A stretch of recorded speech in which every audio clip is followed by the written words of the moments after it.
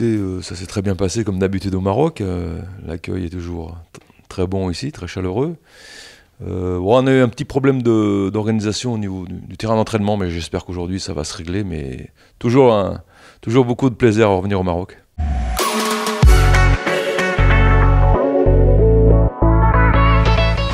C'est un grand pas qu'a fait le Maroc en développant justement les infrastructures. C'est ce qui permet tout simplement la progression du football au Maroc, le football local. On voit bien que les clubs gagnent régulièrement des Coupes d'Afrique, c'est pas un hasard, la formation se développe. Tout ça, hein, l'infrastructure plus formation qui se développe, forcément, au bout d'un moment, il y a des résultats. Je dirais aussi que, bon, bien sûr, il y a toujours les joueurs qui jouent en Europe à l'extérieur. Maintenant, certains sont formés ici même, mais apportent beaucoup, hein, que ce soit les gens formés ici ou les gens formés en Europe. On voit que, je dirais, le football au Maroc se développe beaucoup et obtient des résultats.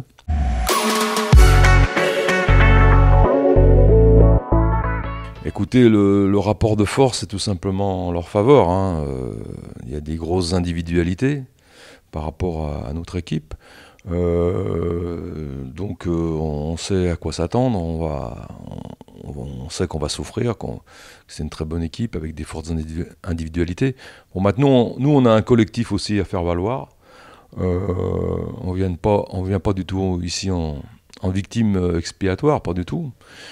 On a quelque chose à faire à travers ce match, on va essayer de le faire avec nos moyens, je dirais. Voilà, c'est le premier match d'une compétition qui est les qualifications pour la Coupe du Monde, donc c'est très important pour les deux pays, pour tous les joueurs, pour tous les entraîneurs, c'est quelque chose d'immense, quoi. Donc c'est un premier match. Bon, le Maroc, c'est vrai qu'il est normalement est supérieur, est favori, mais maintenant le football, vous savez, des fois, ça se joue à peu de choses.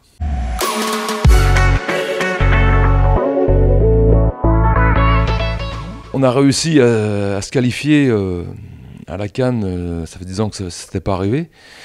On s'est qualifié aussi pour la Coupe arabe, hein, en barrage, c'était pas simple contre la Libye. On a fait vraiment des réelles performances, des très bonnes performances ces derniers temps. Depuis que je suis arrivé, depuis 1 an et demi, on a beaucoup travaillé. C'est-à-dire que c'est une équipe très homogène. On a la chance de réunir les joueurs une fois par mois. C'est un avantage indéniable, hein, par rapport à Vaïd, par exemple, qui lui, évidemment, les a juste 2-3 jours avant les matchs. Du fait que les joueurs sont tous des locaux, 90% des joueurs jouent à Al Hilal et El Merreikh, qui sont les deux grands clubs du Soudan. Donc j'ai la chance de les avoir une fois par semaine. Donc une semaine par mois. Donc c'est presque comme un club, il y a beaucoup d'homogénéité dans cette équipe, les gens se connaissent bien. Moi j'ai pu imposer ma méthode, quoi, mon fonctionnement et tout, et pour l'instant ça fonctionne bien. Et je dirais que c'est presque comme une équipe de club, donc c'est un gros avantage par rapport aux autres sélections, bien sûr.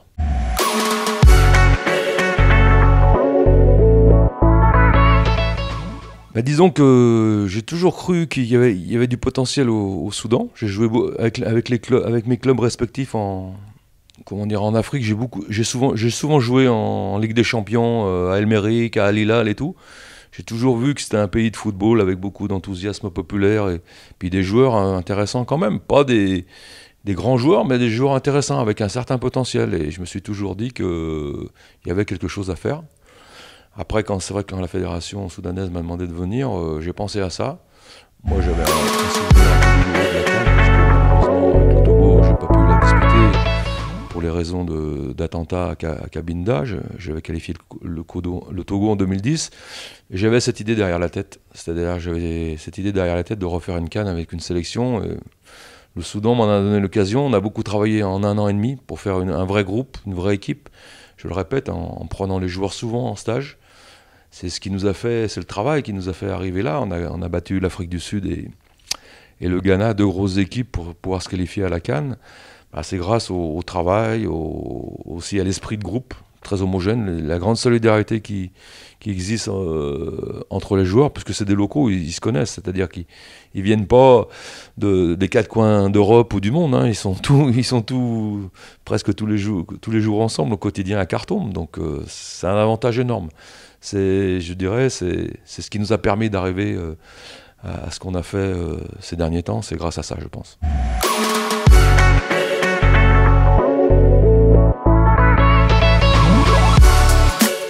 Il y a eu un tout petit souci de,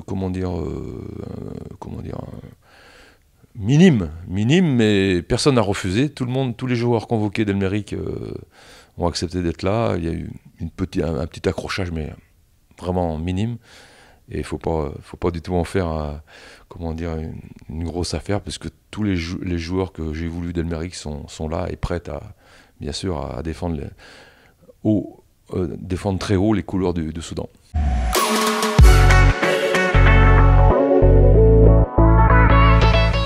On n'a pas du tout de doute. On est sûr de notre force, des forces qu'on a, de nos qualités. C'est-à-dire, on sait sur quoi on doit s'appuyer, ça c'est sûr. Après, on respecte beaucoup le Maroc, mais c'est vrai que les joueurs vont découvrir le Maroc au fur et à mesure. On a de la vidéo à faire, tout ça va se découvrir. Après, c'est vrai qu'il y a des grands joueurs au Maroc, bon. Mais je crois que, comme vous l'avez dit très bien tout à l'heure, on a décomplexé un peu les joueurs. Le fait d'avoir déjà battu des grosses sélections, je pense que ça va aider beaucoup les joueurs dans ce match.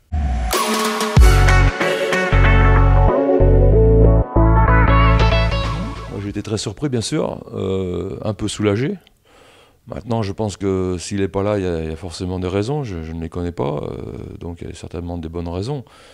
Après, ils ont d'autres joueurs et je crois qu'ils peuvent se permettre de jouer contre le Soudan sans Ziyech, hein, sans problème. Ils ont d'autres joueurs, des très bons joueurs, donc c'est pas un problème pour eux, je pense.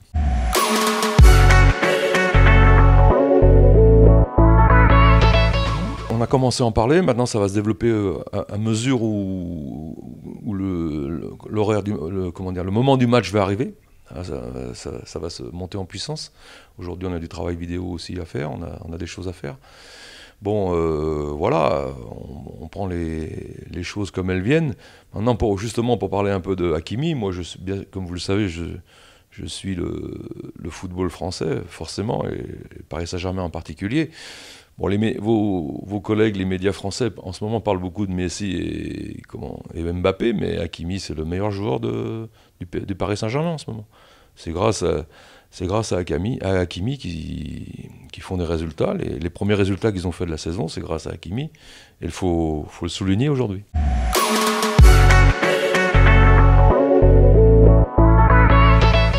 Un petit peu, mais ça ne sera pas l'essentiel, parce que bon...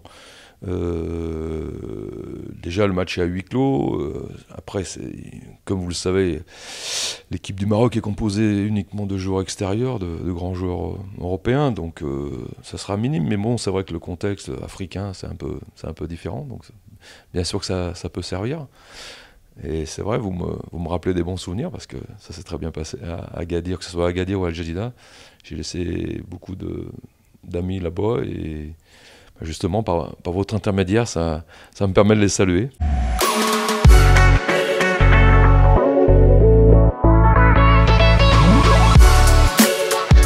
Écoutez, je fais pas de plan de carrière. Ce qui est sûr, la seule chose qui est sûre, c'est que le Maroc, c'est un pays que j'apprécie énormément, et les gens aussi. Ça s'est vraiment bien passé. Donc après, voilà, on verra. Ce qui est bien aussi au Maroc, c'est que ça revient un peu à ce qu'on disait au début de l'interview, c'est-à-dire que le football, c'est sérieux, c'est-à-dire que ça se développe. Moi, ce qui me fait plaisir au Maroc, c'est qu'ils ont insisté sur la formation, et bon, on sent qu'ils veulent développer ça. Moi, j'ai toujours été formateur dans l'âme, déjà. Donc rien que ça, même l'organisation de la Botola, c'est bien organisé.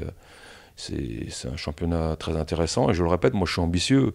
J'aimerais un jour peut-être gagner une Ligue de Champions, une Coupe de la CAF, comme j'ai pu le faire avec le TP Mazembe. J'ai gagné la CAF avec le TP Mazembe, j'aimerais bien le refaire un jour, et je pense que les clubs marocains donnent à un entraîneur les moyens de gagner une Coupe continentale.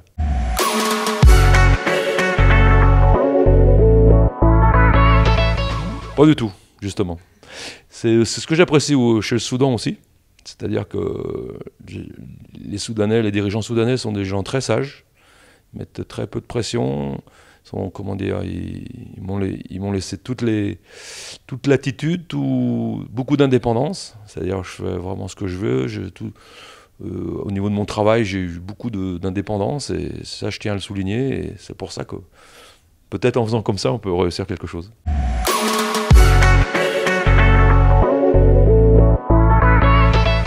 Je sais l'enthousiasme qui existe au Maroc, que ce soit à Agadir, à Djeddah où je suis passé, mais aussi, j'oublie pas les gens du Raja et du WAC, hein, c'est énorme, hein, le public. J'ai eu l'occasion, il n'y a pas longtemps, de jouer avec la GSK contre le Raja. Le Raja, au niveau du public, a confirmé sa force. Hein, c'était, comment dire, c'était terrible. Bon, le WAC, je sais que c'est la même chose. Donc, c'est un pays de football, le Maroc. Donc, quand on est entraîneur et qu'on aime vraiment son métier, je crois qu'on apprécie toujours de venir dans des pays où il y a un tel enthousiasme, et des vrais pays de football, c'est plus que la France. Hein. J'ai toujours dit, que ce soit au Maroc, Tunisie ou Algérie, c'est les plus grands pays de football que la France, moi qui suis français, au niveau populaire, c'est-à-dire au niveau de l'enthousiasme. Voilà.